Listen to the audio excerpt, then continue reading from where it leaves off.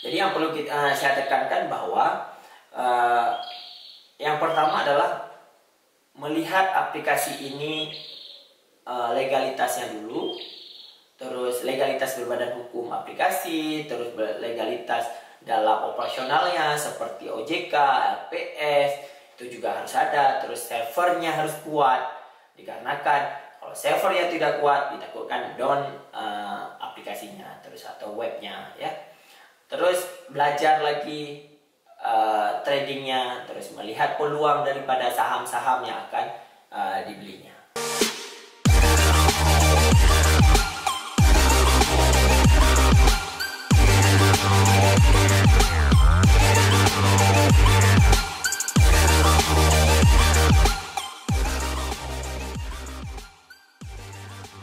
Halo, assalamualaikum. Ketemu lagi dengan kita di sini membahas tentang segala macam terkait dengan trading. Karena ini kan isu yang menarik ya saat ini, banyak sekali yang bicarain tentang trading ini. Bang Deddy bisa share ke kita sebenarnya ada trik nggak sih biar trading itu kita untung gitu dan ruginya dikit-dikit aja gitu? Mungkin bukan untung ya, kita lebih membahas tentang bagaimana sih kita melihat keamanan trading itu sendiri ya. Sekarang ini kita melihat banyaknya aplikasi-aplikasi yang bermunculan baik di App Store maupun di Play Store atau di web ya, tentang trading-trading yang atau saham, pembelian saham atau mining crypto atau apapun yang namanya membeli sesuatu yang tidak ada fisiknya ya. Jadi kita bisa melihat di sini ada beberapa ya aplikasi. Yang pertama yang harus kita lihat adalah legalitas daripada aplikasi tersebut. Yang pertama adalah si aplikasi itu di bawah perusahaan apa. Itu penting sekali ya. Itu legalitas perusahaannya. Dimana itu akan menjadi sesuatu yang bisa kita pegang adalah legalitas berbadan hukum di Indonesia yang pertama, dan dia berkantor ya, dengan berbadan hukum otomatis dia berkantor di Indonesia ya. Kantornya jelas ya. Biarpun dia beraplikasi tapi kantornya jelas, Ada fisiknya, ada gitu fisiknya ya. Ada fisik kantornya yang jelas. Sesudah kita melihat legalitas hukum dari segi perusahaan ya, kita melihat lagi ke dalamnya ya, ke dalam aplikasinya. Aplikasi ini servernya di mana? Ya, servernya di mana, terus kekuatan servernya bagaimana, terus kita melihat keamanan servernya bagaimana. Karena kenapa? Jangan sampai kita sudah berinvestasi di server itu, berinvestasi di web tersebut, tiba-tiba down. Nah, itu juga menjadi malapetaka bagi kita ya. Kalau misalnya kita trading dengan 100-200 ribu, ya nggak apa-apa lah ya kan. Tapi kalau kita trading sekitar jutaan, puluhan juta, terus ratusan juta, itu menjadi bumerang juga bagi kita ya. Kalau kita nggak melihat sisi servernya atau sisi kekuatan aplikasinya. Terus dari habis itu kita bisa melihat juga dari sisi legalitas trading ini ya. Trading ini masuknya adalah kepada otoritas jasa keuangan karena dia berbentuk jasa keuangan. Makanya dia larinya ke otoritas jasa keuangan. Perizinannya bagaimana? Apakah dia berizin OJK atau tidak? Habis itu dia harus ada lembaga penjamin, yaitu LPS, itu juga harus ada ya. Terus dia ada izin-izin yang lain lagi, bisa jadi dari BI ya, dari pemerintah. Itu membuat trading ini resmi ada di Indonesia. Jadi dia tidak legal. Sekarang kan banyak nih seperti pinjaman online. Pinjaman online itu sangat banyak yang ilegal ya. Yang ilegal, yang legal pun banyak. Nah, jadi kita bisa memilah-milah. Jangan sampai booming trading ini membuat celah bagi orang lain masuk ke dalam aplikasi dan kita terjumus ke aplikasi tersebut ya.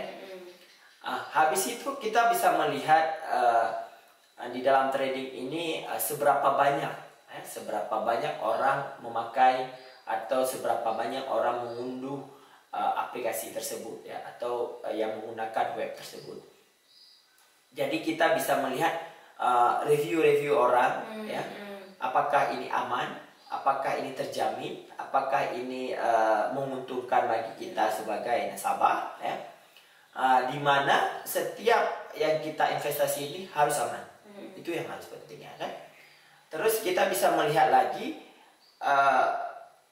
kita jangan terfokus dari satu endorsement, yaitu di endorse sama artis atau diiklankan di YouTube, diiklankan di media-media bahwa itu sudah aman. Belum tentu, karena pihak yang mengiklankan tidak meminta biasanya legalitas tersebut ya.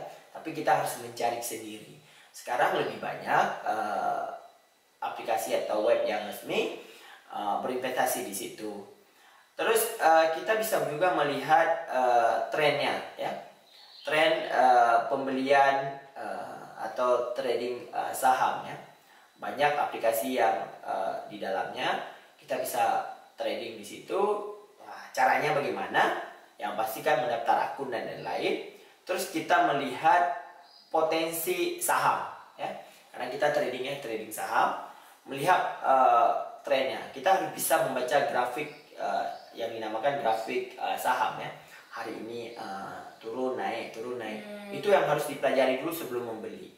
Dikarenakan kita mempelajari hal-hal yang tersebut, otomatis kita bisa memprediksikan ke depan. Ya.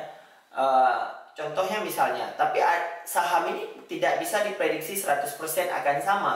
Tapi kita akan memprediksikan lebih daripada 50% akan sama daripada yang berlalu ya.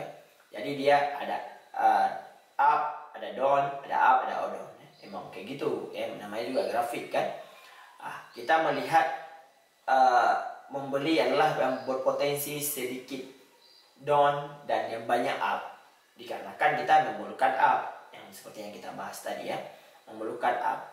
Jadi setiap di dalam trading saham itu kita melihat saham-saham yang populer yang pertama. Kalau kita mau pilih aman ya, pilih aman, kita melihat saham-saham populer. Terus kita bisa melihat sekarang adalah saham-saham teknologi yang meningkat ya. Itu bisa menjadi pilihan ya. Di mana saham-saham teknologi ini adalah saham-saham yang lumayan stabil daripada saham-saham lainnya. Terus yang kedua adalah saham-saham perbankan ya. Perbankan itu juga saham-saham yang memang agak stabil dan aman dan agak sedikit naik ya.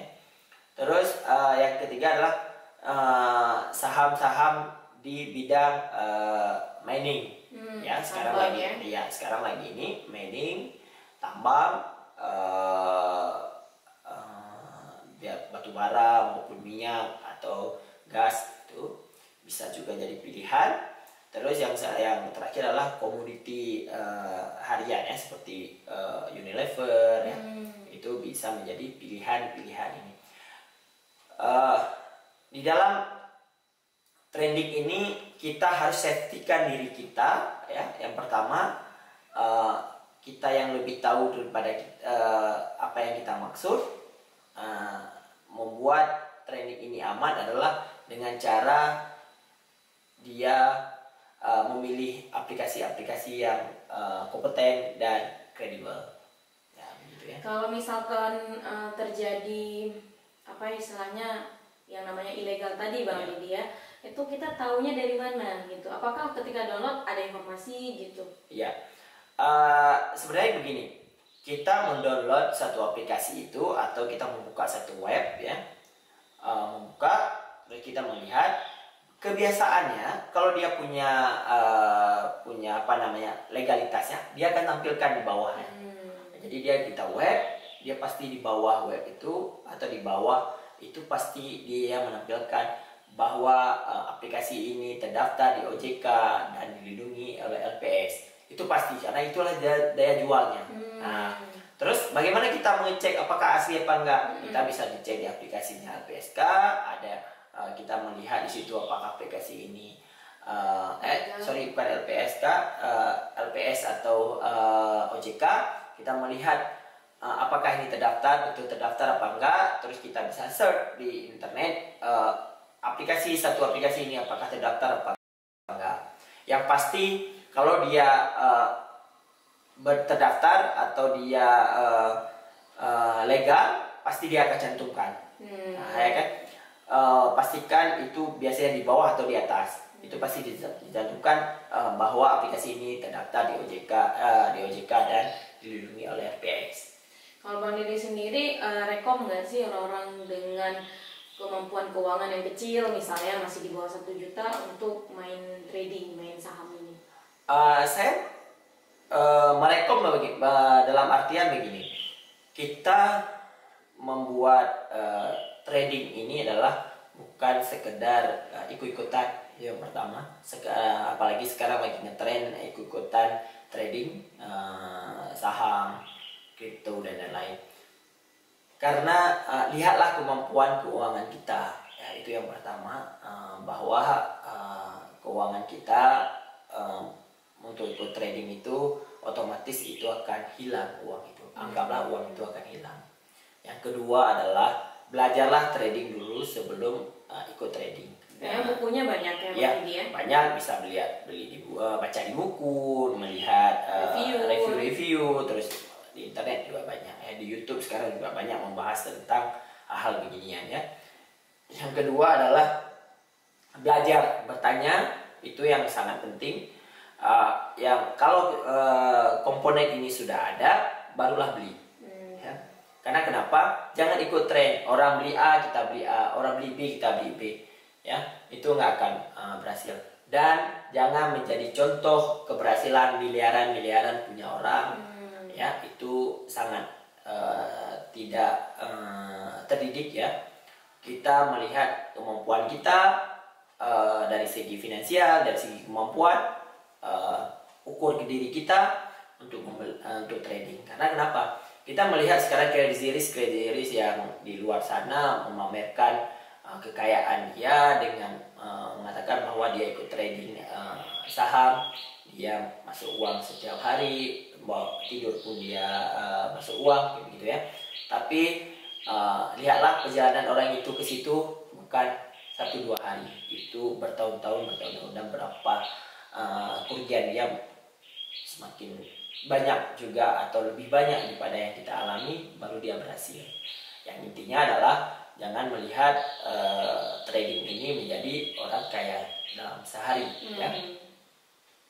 Jadi yang perlu saya tekankan bahwa yang pertama adalah melihat aplikasi ini legalitasnya dulu, terus legalitas berbadan hukum aplikasi, terus legalitas dalam operasionalnya seperti OJK, LPS, itu juga harus ada, terus servernya harus kuat.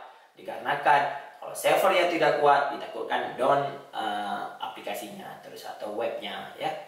Terus belajar lagi tradingnya, terus melihat peluang daripada saham-saham yang akan dibelinya.